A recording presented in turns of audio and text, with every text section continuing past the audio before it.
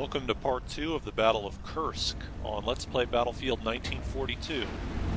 It's always nice to have a tank on this map because there are a lot of opportunities to camp the enemy bases, especially this one over here.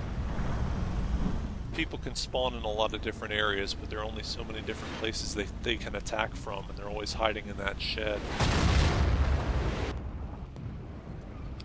And I just got nailed by a bazooka from somewhere. This is a great map if you're playing as a bazooka or as an engineer and you want to focus on killing enemy tanks.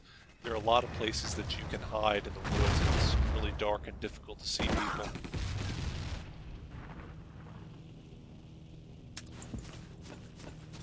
Of course, having a short respawn timer really hurts the enemies when they try to capture a flag, because you know exactly where they're going to be.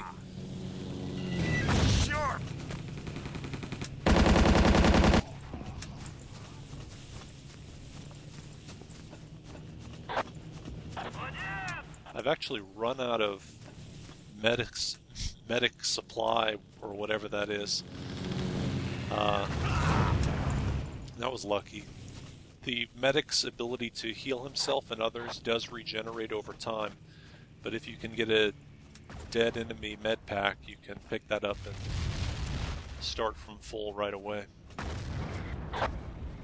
I like the German versions of the artillery better than the Russian, even though the Russian one looks cooler, simply because it's easier to aim. But this is one of only 2 maps on the entire game that allows you to use the Russian artillery. This one and Kharkov being the other one. You always have to check the other side of these sandbags, because the sandbags are just inside the capture radius.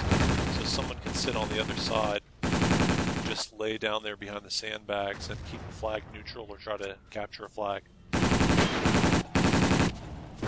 Very commonly people will try to attack this flag by laying down on the other side of the sandbags.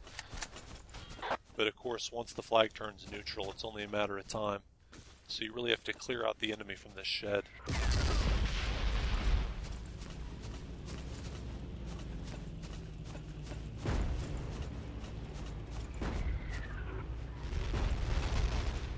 As you can see, I picked up the German machine gun simply because it's more accurate than the Russian version.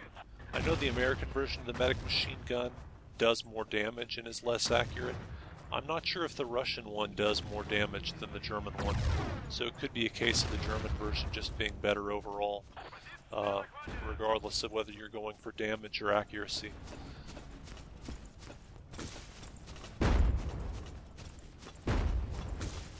Once you take this flag on the east, you've always got to kind of check and make sure that no one's up there on the hill by the anti-aircraft gun, because they can spawn in there. And if they see that the flag is under attack, they may be inclined to just wait you out.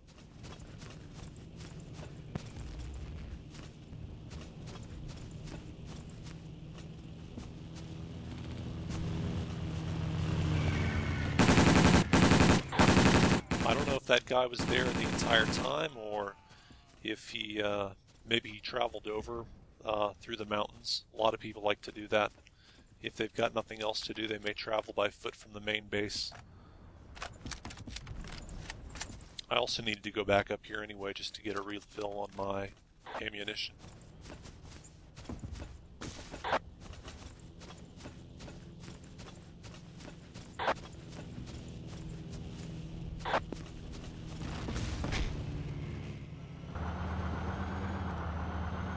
As I mentioned before, you can change the camera angle when you're in a vehicle, and that's useful to do when you're trying to aim this artillery on the Russian version.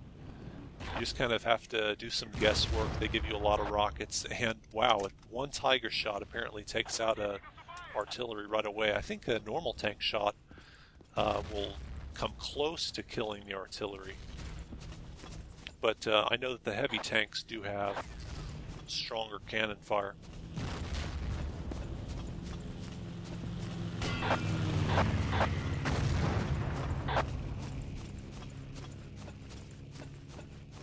It's kind of tricky when you play as an engineer. My tendency is always to attack flags because I like to go on the offense, and I'm used to doing that as a medic. But it's difficult to attack a flag, especially on a map like this with a lot of close-quarter infantry combat. It's just so tempting to go over to a flag, especially if you see that there's an opening there. But once you run into the enemy, all you've got really is a pistol, maybe an X-Pack if you set up a trap.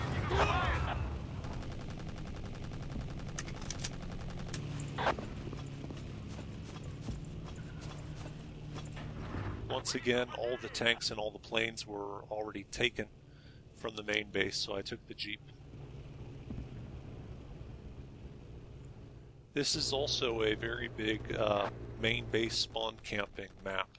If the server allows for it, you can spawn camp using an X-Pack as an engineer, throwing the... well, it's a good thing that I drove right through and right by that base, because that heavy tank spawned in right behind me. It's always kind of fun to do a drive-by on the main base, because you know there's always going to be at least a few people at the main base who didn't get a vehicle, so they just got to go on foot, and they hate doing that. But they're really out in the open when they have to.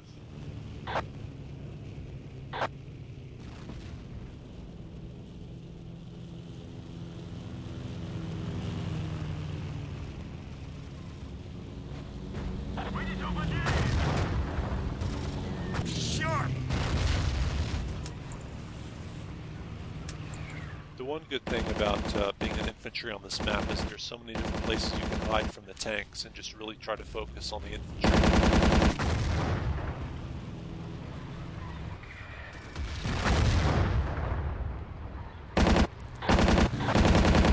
In fact, this might not be a bad map to play as an assault, because you can lay prone and increase your accuracy and just kind of hide from one position and take pot shots at the enemy infantry.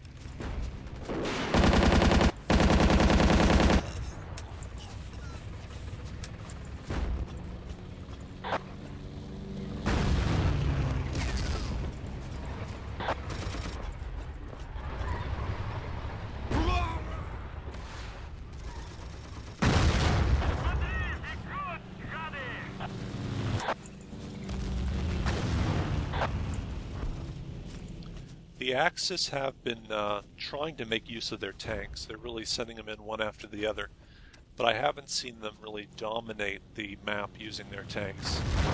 I think that we seem to have a really good air advantage. We seem to have a lot more air power than the enemy. I've noticed a lot of Russian plane kills. The Ilyushin is the Russian plane, that's the bomber plane. It was added in a later patch to this game. But I haven't seen the German Stuka plane, that's their bomber, or its fighter plane really having much of an impact. So I think our air power has probably been suppressing their tanks, and that may be a large part of why the Russians have been really having an advantage on this map, on this round at least.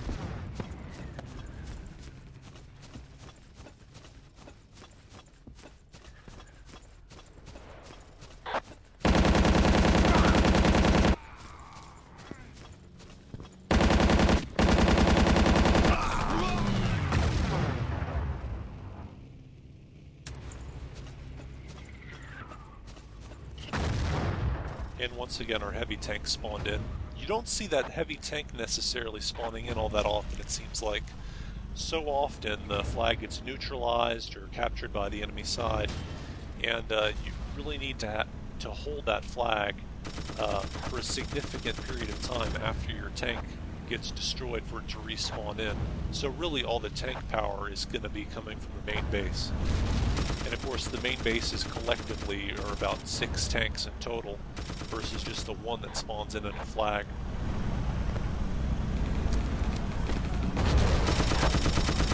A lot of camping opportunities once again. And stay tuned for part 2, or part 3 actually, of the Battle of Kursk.